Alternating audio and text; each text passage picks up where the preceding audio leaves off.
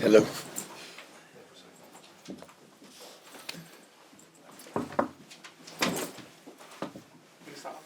Yeah, I'll just do a quick injury update like I've done.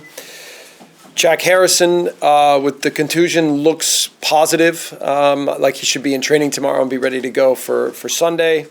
Rafa is fine and he'll be ready to go. And then Patrick Bamford, it's a little bit too early to tell where he's at, and we'll evaluate that over the next days and see what that looks like for the upcoming matches. Chris, 3 from you. Jesse, that is some good news that you've just given us. How are you managing to stay bright and positive with everything that's been going on? Yeah, obviously the feeling after matches is painful. When I even go back and evaluate these 3 matches, the first chance shot that the opponent has in every game goes in. And so obviously then when you add that with the red cards, it makes the game very difficult. So we've got to find a way to have a better start in the match, see if we can get the lead, and certainly eliminate the opponent from scoring so quickly so that we can give ourselves a real shot in the match. What have you said to your players about red cards, given that you've had 2 in the last 2 games, and they're very costly? Yeah, just that the discipline in these moments is important, and we want to be aggressive but not overzealous, and that we know that the best way to give ourselves a chance is to not jeopardize the state of the match by picking up red cards, especially in the first half. Your last 2 games, Brighton and Brentford, ostensibly they've got nothing to play for in terms of league position, in terms of going for Europe or staying up or anything like that. They do have a game in hand, your relegation rivals, but how much can that help you, bearing in mind that Burnley have got Tottenham, and I presume you saw them last night, how good they were, and Everton have got to go to Arsenal? Yeah, I mean, for me, I will just start with Brighton and say, in theory, I've heard the phrase that we use here in England is they're on the beach. But if you watch their game against Manchester United last weekend, you wouldn't have said that. You would have said, what an incredible performance. So we watched that match when we were in the hotel down in London. And we saw a team that was very clear, very confident, good with the ball, good against the ball. And I think that's exactly what we'll expect again. So preparing for them is a little tricky because they do different things in different phases of the match. It'll be a great test for us, and then obviously one that we know we need to get the result. Jesse, how well is Patrick Bamford trained, and how confident are you that he might actually be involved on Sunday? Yeah, again, I don't want to say too much about Patrick right now. Let's just see. I want to give him the opportunity to continue to progress and then make a decision on his involvement for each match. Obviously, you'd like him to be available, but is it really up to the player now to say, look, yeah, I feel I'm there? Yeah, I think everybody's working together. It's our medical team, it's Patrick, it's us as a coaching staff, just trying to evaluate where he's at and what's the potential for him to be able to help us.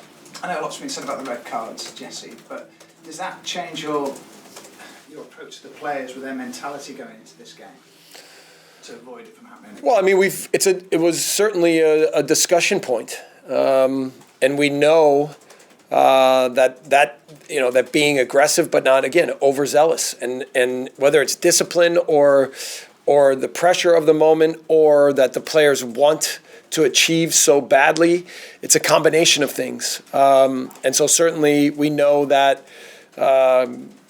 Going into these last 2 matches, we can't afford picking up any more red cards. Have you sensed that they're maybe overwound up, Jesse, going into games, or not? Well, I asked that internally with our coaching staff, and we said, are we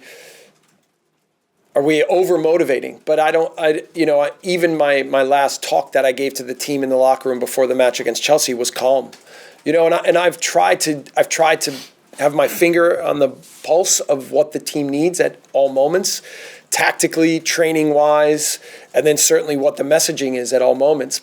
And I think for my personality, a message from the beginning was that we stay calm and we stay focused, and I think I've continued with that. But obviously, we have a team here that is aggressive, that that especially at home wants to achieve for their fans, wants to show their fans, wants to perform for their fans. So, I think we're aware of the fact that killed us in the last two matches, and that we can't have that again. Yeah, and just finally, Jesse, then, and is your approach continuing regardless of what happens on Sunday lunchtime with Burnley's game at Spurs? Will you still take the same approach against Brighton regardless of that result? Our preparation is such that we feel like we have to win the match, right? And the tricky part is, regardless of the result with Burnley, they have a match to play on Thursday as well. So, in the end, the most points that we can pick up in this match will help our situation. So, our focus is on winning the game. And I think that's the point. Jesse, do you feel like you've been able to stamp your philosophy on this team yet, or have injuries, suspensions hindered that somewhat? Yeah, I mean, it's been a blend of a lot of different things. I've said from the beginning about a style of play and also being pragmatic. And I think that the balance of that with the 5 matches, or I'd say the 7 matches before the City game, was really, really good. And we were able to pick up some big results, and we were able to turn the momentum. A lot of that came from seizing the moment against Norwich, right? It was a really good performance against Norwich, but then in the end, we had to find a way to get a win in that game, and it changed the entire momentum. And I think that's what's clear for us right now, is the situation is not easy, and clear that we need points, and we just need to mentally and physically be ready that on the match day we need to be ready to seize important moments. And so that will be, that's part of the tactical plan. The tactical plan involves principles and the way that I've tried to get them to transform into the way I would like them to play. It's clear that it's not anywhere near ultimately what I would like it to look like, but the mentality of the group and the idea of what a team is and the work ethic is always there, which is really makes working with this team and these players a lot of fun. With so many people kind of talking about relegation, some pundits even predicting relegation for Leeds, how much are the players using that as a motivating factor and kind of evoking the spirit of this club, which is, like to prove people wrong? Yeah, there's certainly a chip on the shoulder with the identity of what this club is. We all know that. To be honest, I haven't read much about what's being said in the media, and I don't know that the players have either. We have to focus so much of our energies, especially in this last week, with just regenerating and going again and knowing that our backs are against the wall and that we need as many healthy bodies. And when I say healthy bodies, I also mean psychologically and mentally healthy, so that we're ready to stand up to this moment in a really big way. So that is entirely our focus. And what's being said on the outside, I don't think has had too much effect on us. Just finally from me, it's been talked about as one of Leeds' biggest games in years this weekend against Brighton. Would you agree with that, and why? I mean, I haven't been here. It's hard for me to reflect on that so well. I watched the documentary before I came, and I saw some of the important matches in that season. But we obviously know that we need to win. Is it a must win? No, but the 3 points is massive and minimum 1, right? So we have to find a way to really, again, turn the momentum. We have 2 matches. This match, it can be the defining moment in the season for sure. Thanks, Jesse. Great.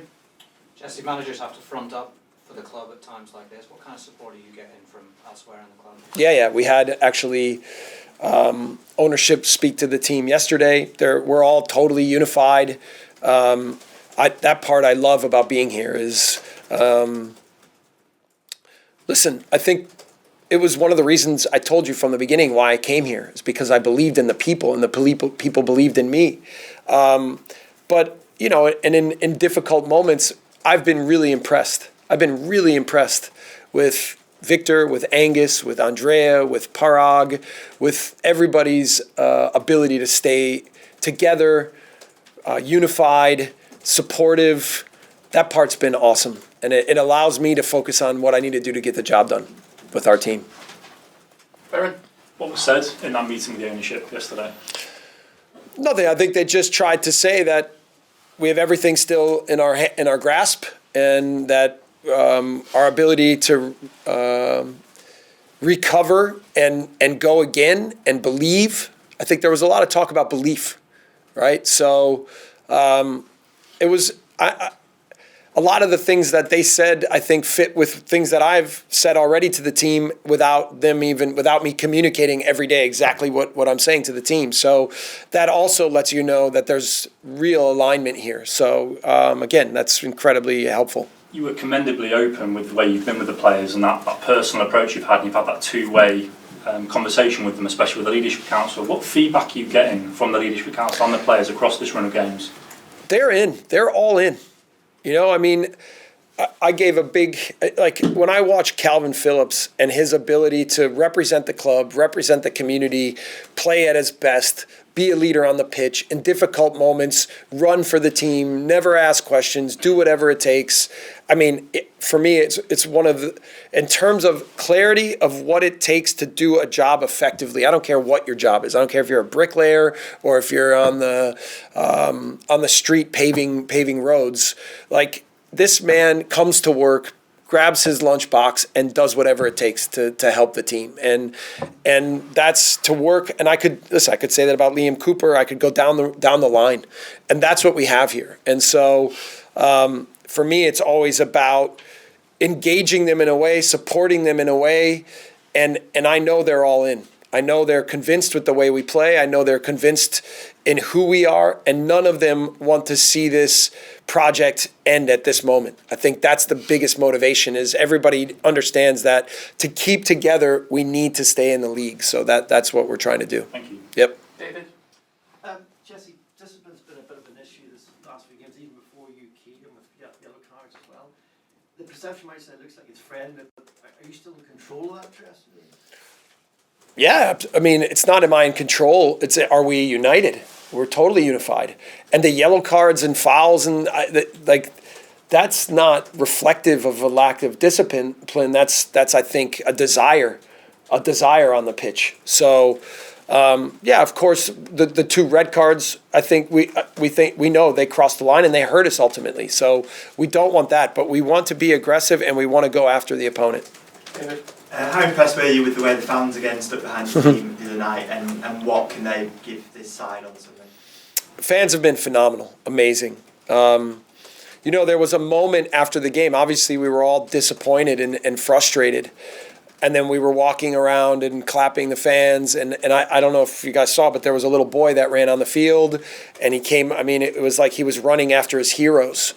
And then, you know, we kind of tried to help him out, and then Calvin grabbed him, and he took him over, and the way that the fans even, they see who Calvin is, because he puts his heart and his life on the line for this club.